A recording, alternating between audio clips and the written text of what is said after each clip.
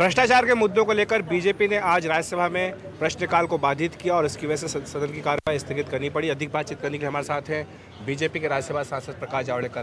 क्या मुद्दा था जिसको लेकर आप इतना आपने हल्ला किया है? नहीं, देखो, पिछले सदन और अभी के सत्र के दरमियान जिस तरह से 2G के स्कैम का नया खुलासा हुआ है, 1,71,000 करोड़ की चपट लगी है।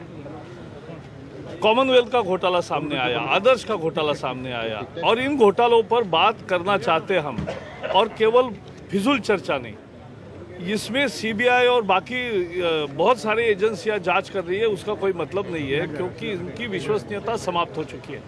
इसलिए हम जेपीसी चाहते हैं, और सरकार जेपीसी मान्य नहीं कर रही है, वो चर्चा के लिए भी तैयार नहीं।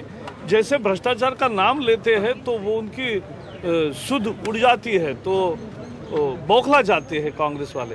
तो इसलिए हम भ्रष्टाचार के मुद्दे पर जो देश का आक्रोश है, जनता का आक्रोश है, वही प्रकट कर रहे हैं। लेकिन चेयरमैन का ये कहना है कि बीएससी की बैठक में तय हो गया है कि हाँ, इस पर चर्चा कराई जाएगी। चर्चा केवल ऐसी नहीं होगी चर्चा कि जिस चर्चा का कोई नतीजा नहीं होगा। हम चाहते हैं कि नतीजा हो, जनता देश की चाहती है कि नतीजा हो, और नतीजा ये होना चाहिए कि ये जो जांच एजेंसियां है इनका कोई मतलब नहीं है, मतलब है जेपीसी का। क्योंकि मंत्रियों के विरोध में, इतने बड़े ताकतवर राजनेताओं के विरोध में ये जांच एजेंसियां क्या करेगी जिसमें नौकरशाह है?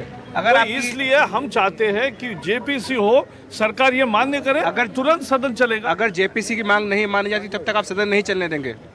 सरकार जैसे ही जेपीसी की मांग मान्य करेगी, आपको हर चीज दिखेगी, क्योंकि जनता की ये मांग है, वही हम रख रहे हैं। धन्यवाद। ये थे प्रकाश जावड़ेकर, साफ तौर पर कह रहे हैं कि जब तक जेपीसी की मांग नहीं मानी जाती है, बीजेपी अपनी ओर से सदन की कार्यवाही नहीं चलने देगी। दिल्ली में कैमरामैन सुरेश के साथ अखिलेश शर्मा, एनडीटीवी इंडिया।